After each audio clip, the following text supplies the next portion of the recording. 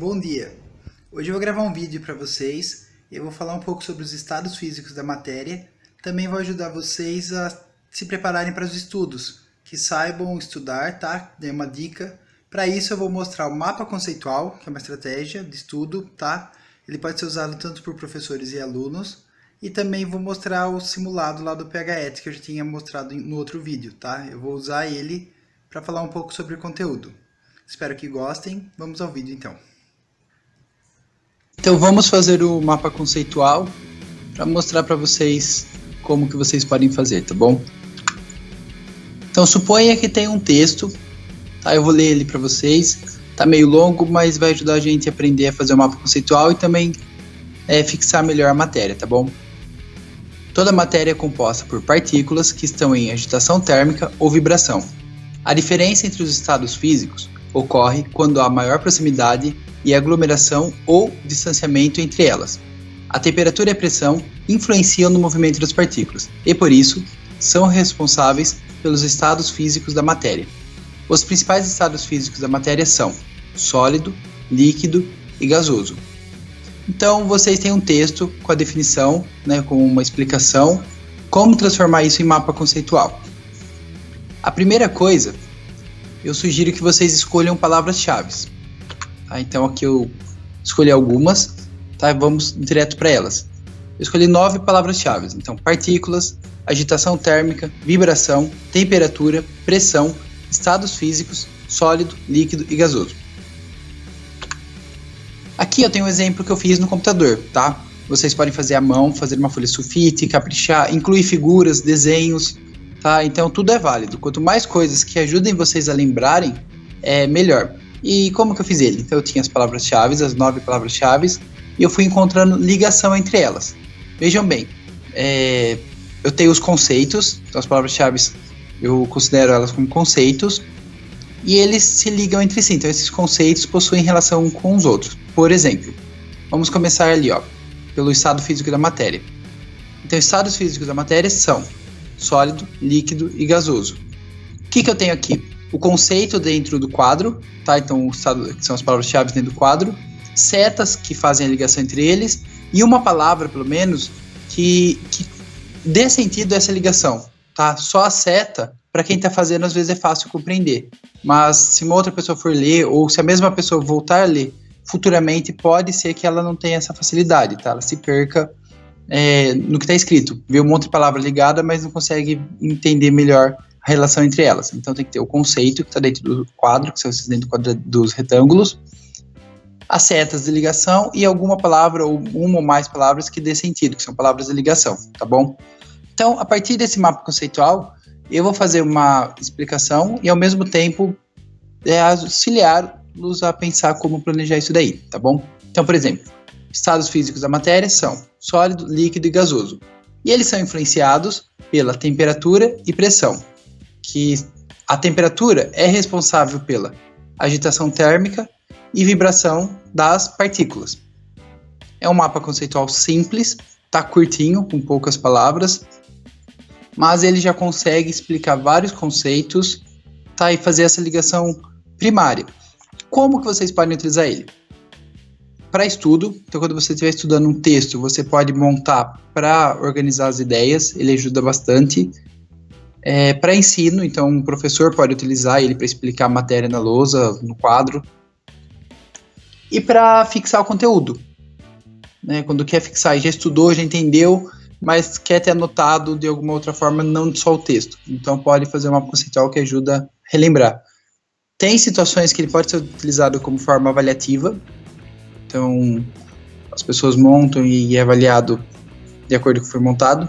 Só que tem que tomar cuidado que não existe um jeito certo de fazer um mapa conceitual. Ele tem que ter o conceito, as setas de ligação e as palavras de ligação. Porém, a ordem, a organização vai muito de como a pessoa compreendeu o conteúdo, qual palavra-chave ela escolheu, achou importante para aquele momento, tá? Então, quanto mais completo, mais organizado, melhor, mas é um pouco difícil na hora da avaliação, tá? Tá, continuando sobre os estados físicos da matéria, então. Eu posso completar ele. No texto inicial meu não tinha, mas, por exemplo, eu posso incluir mais informações sobre o sólido, líquido e gasoso, ou sobre os outros itens, tá? Eu vou mostrar um exemplo para vocês. Aqui é um exemplo de aprofundamento do mapa conceitual, tá? Eu isolei esse trecho, esse pedaço dele, tá? Então, de todo o mapa, eu isolei esse item porque eu quero me aprofundar nele. A minha sugestão é que vocês podem sim fazer junto com o mapa, ou podem fazer essas anotações à parte. Então, por exemplo, eu estou olhando meu mapa, eu quero saber mais sobre os sólidos. Eu tenho anotação à parte com mais informações, com mais conteúdo e mais aprofundamento, tá? Então isso vai de como vocês gostam de organizar. Eu acho que fazer a parte ajuda a simplificar, senão ele fica muito poluído, ele fica muito cheio e também não ajuda tanto, tá? O ideal seja que ele exista, tá? Ele tem as informações, só que o aprofundamento sobre os conteúdos, os conceitos, vocês façam além dele, tá? Mas sugestão, isso é mais gosto pessoal, tá? Então, quais são algumas características dos sólidos? A dureza, ductilidade, maleabilidade, elasticidade, resistência e possuem forma e volume constante. Já vou comentar um pouco sobre isso. Os líquidos. Temos que nos atentar à volatilidade, viscosidade. A forma do líquido depende do recipiente e ele possui volume constante.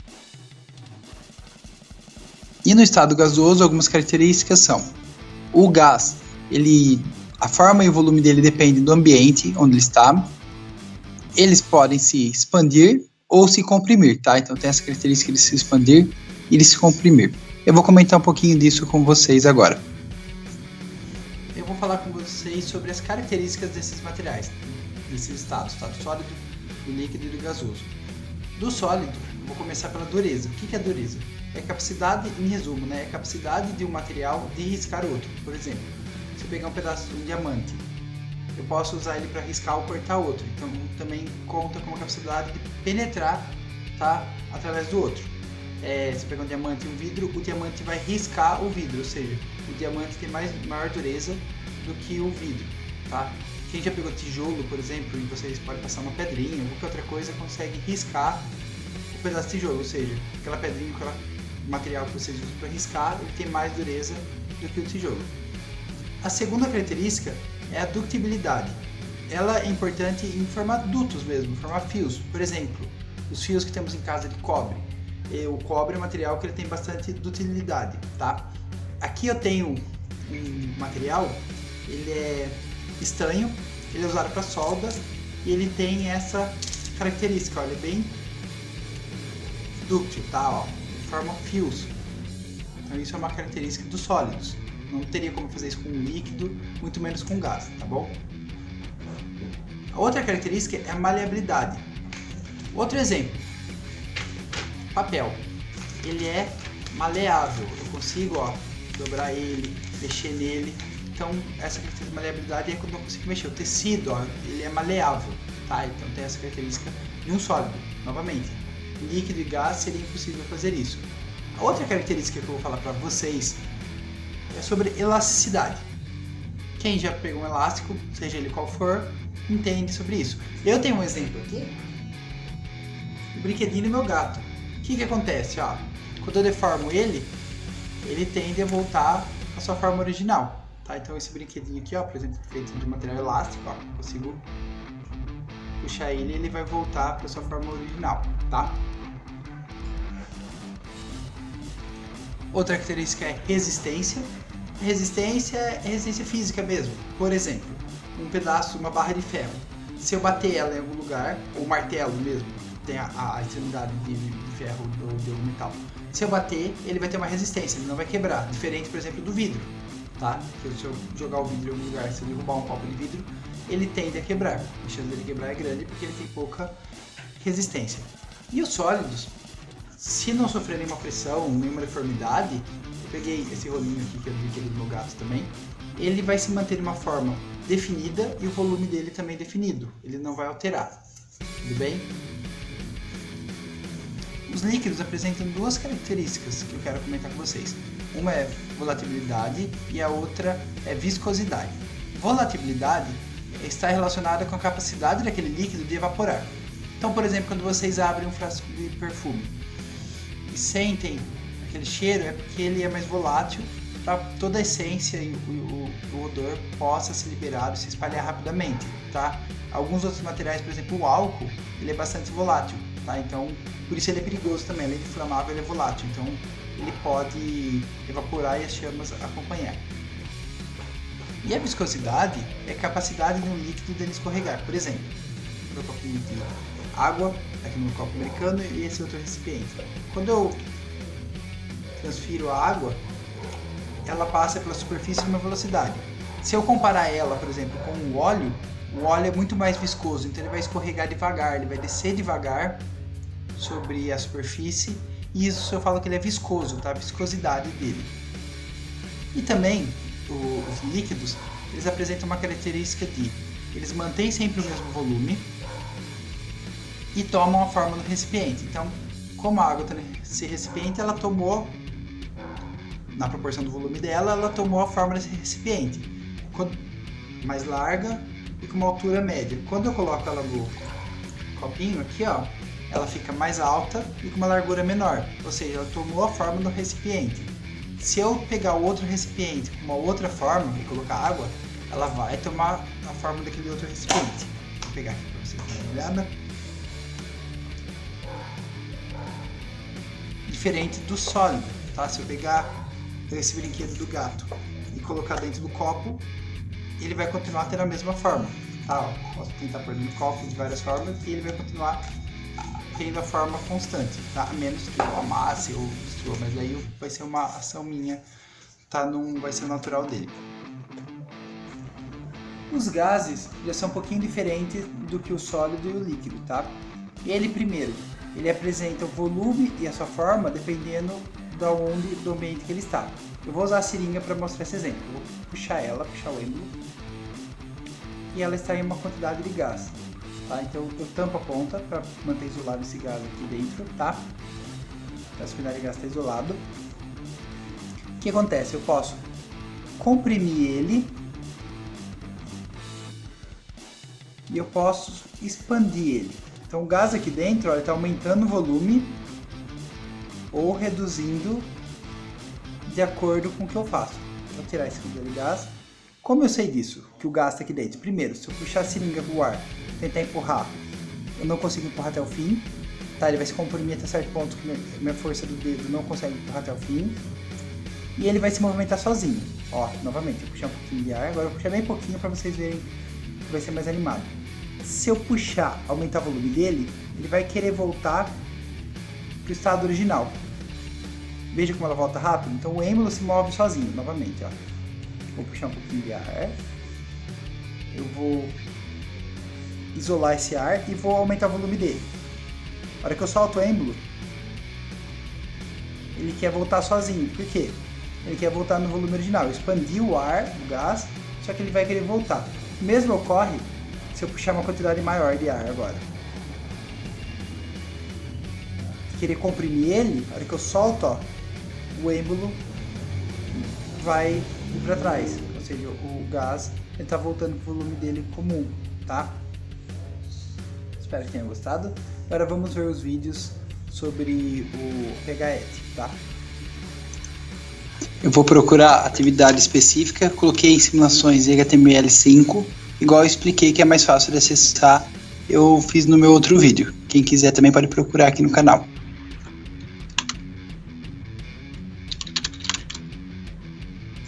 Aqui tem a opção estados da matéria. Eu vou trabalhar com ele relacionado com a temperatura. Deixa eu abrir aqui, eu vou mostrar para vocês já. Aqui onde eu tenho influência da temperatura. Eu vou trabalhar em graus Celsius. Tá, então, aqui ó, no aplicativo tem 3 tipos de materiais: neônio, argônio, oxigênio e água. Observe que ele representa ou partículas ou moléculas. No caso, por exemplo, aqui moléculas de água, de oxigênio, argônio e neônio, tá? E lembra que eu falei que a temperatura e a pressão têm influência no estado físico? E eu vou mostrar isso para vocês agora. Para começar, eu vou começar com água. Observem que a temperatura aqui está a menos 127 graus, ou seja, aqui provavelmente seria um pedacinho de gelo, tá? Ele estaria um bloquinho de gelo. Observem que no estado sólido as moléculas estão bem juntas, elas têm uma vibração, porém elas conseguem ficar bem agregadas, tá? Se eu clicar em líquido, vocês podem ver que elas têm uma agregação menor, então estão mais soltas e com maior movimento, tá? Então tem um movimento mais livre, que nem o líquido, que são fluidos, tá?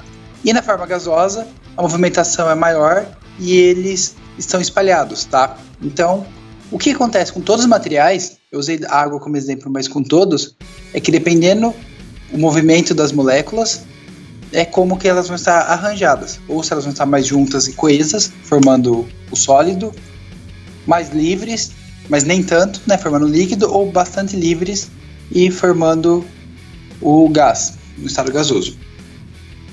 Curiosidade, a forma sólida da água, a estrutura das moléculas é irregular se comparada aos outros materiais, então tem essa característica que varia de material para material. E vamos brincar aqui um pouco. Ele tem a opção aqui de aquecer ou esfriar. Então imagina um bloco de gelo e eu coloco ele numa temperatura no fogo. Conforme a temperatura foi subindo, ele se alterou de estado. Então ele passou do estado sólido para o estado líquido. E se eu começar a diminuir a temperatura, a hora que passar no 0 graus, ele tende a ficar no estado sólido. Repara que as moléculas se rearranjam. Tá? Ela não está na mesma forma original, mas elas se rearranjam para ficar no estado sólido. E quanto menor a temperatura, mais rápido esse processo. Tá? Então assim, não é instantâneo também, tá? É um processo. A mesma coisa aqui, ó. Se aumentando a temperatura, a água vai começar a esquentar. Quando chega próximo dos 100 graus, ela vai entrar em ebulição.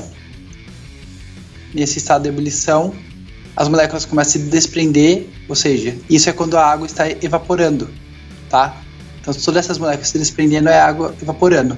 Aqui nesse estado, toda essa movimentação é quando a gente vê a bolha da água, quando a gente vai ferver a água e ver ela em estado de ebulição, seria isso daqui. E se tivesse mais temperatura, o processo seria mais rápido. Tudo bem? Então, por hoje no aplicativo é só essa apresentação, é bem simples, é só para mostrar ele. Eu pretendo trabalhar com outros com mais ferramentas.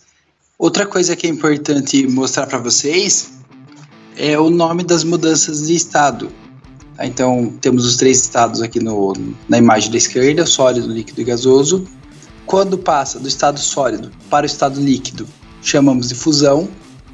Quando passa do estado líquido para o estado gasoso, ali em cima chamamos de vaporização, tá? Então o nome de quando está aumentando a temperatura é os nomes que eu coloquei ali em cima. E quando a temperatura diminui, damos outros nomes. Então do gasoso para o líquido chamamos de condensação e do líquido para o sólido chamamos de solidificação, tá? Quando passa do sólido direto para o gasoso ou do gasoso direto para o sólido, em alguns lugares vocês vão ver só como sublimação, ou em alguns outros lugares o gasoso para o sólido também ganha o nome de ressublimação, tá? Aí aqui na direita tem uma tabelinha. A água na pressão atmosférica comum, nível do mar, ela tem uma temperatura de fusão a 0 graus, conforme a temperatura aumenta, e ebulição a 100 graus Celsius, tá? Ou seja, um gelo. Então tudo que está congelado no estado sólido. Ao chegar ao 0 grau, ele começa a passar para o estado líquido. Tudo que está no estado líquido e chega a 100 graus, começa a entrar em ebulição e passar para o estado gasoso. E quando a gente diminui a temperatura, começa a ocorrer algo semelhante, tá? Se tiver em estado gasoso e nós diminuirmos a temperatura e chegar a 100 graus, ela vai condensar e passar do gasoso para o líquido. E se for diminuindo a temperatura até o 0 graus, vai ocorrer uma solidificação, ou seja, a água vai congelar, que é o que ocorre quando colocamos na água no congelador, por exemplo. Um exemplo bem simples de como a pressão também influencia no estado físico dos materiais, eu vou fazer um experimento com água, para vocês verem, tá? Eu tenho uma seringa, o copo de água tá morna, tá? Tá com uma temperatura um pouquinho maior do que a temperatura ambiente. Vocês podem ver, ó, aqui na seringa, que aqui, vocês podem ver aqui que a água está normal. Eu vou até iluminar melhor aqui para vocês. E o que acontece? Quando eu puxar o êmbolo, eu vou diminuir a pressão que tem aqui dentro da água. Eu diminuindo a pressão, mesmo que não esteja a 100 graus de temperatura, 100 graus Celsius, a água vai entrar em ebulição. Por quê? Eu diminuí a pressão dela, então o ponto de ebulição da água se alterou, tá? Então, o ponto de ebulição, o ponto de fusão também dependem da pressão, tá? Então temperatura e pressão são responsáveis pelos estados físicos dos materiais. Sabe quando vocês pegam uma garrafinha, uma latinha de refrigerante e ela está molhada lá de fora, está úmida? Por que isso acontece? Eu fiz o exemplo aqui na minha garrafinha, coloquei na geladeira, congelei ela e o lado de fora está úmido. É a água de dentro que está saindo dela? Não. O que ocorre é o que? Como ela está gelada, né, está com uma temperatura baixa, toda a água que tem na umidade no ar, então o que a gente chama de umidade do ar, quando chega próximo dela, encosta nela, vai passar do estado gasoso para o estado líquido. Então, como a temperatura diminui, ela passa do estado gasoso para o estado líquido e se agrega ou junta aqui do lado de fora da garrafa. Por isso, quando estamos com uma garrafinha, com uma latinha ou algo gelado, ela vai estar molhada lá de fora, às vezes dá para ver até as gotículas de água, as gotinhas escorrendo, tá? Por causa que a umidade do ar. Então a água que tem no ar, na atmosfera, como aqui está gelado, como ela está gelada, vai se reter aqui na parede dela do lado de fora. E para finalizar, trabalhamos 3 estados físicos da matéria, mas eles não são únicos, tá? Existem estados transitórios, por exemplo, quando vocês pensarem em uma gelatina, por exemplo, ou outros estados como plasma. Tá? Eu não vou trabalhar com eles hoje, podemos retomar, posso trabalhar com eles futuramente. Se quem tiver curiosidade, tem bastante vídeo legal, tem bastante coisa no YouTube para procurar na internet, tudo bem? E quem gostou e tiver dúvida, aqui embaixo pode perguntar, eu respondo para vocês. Até mais.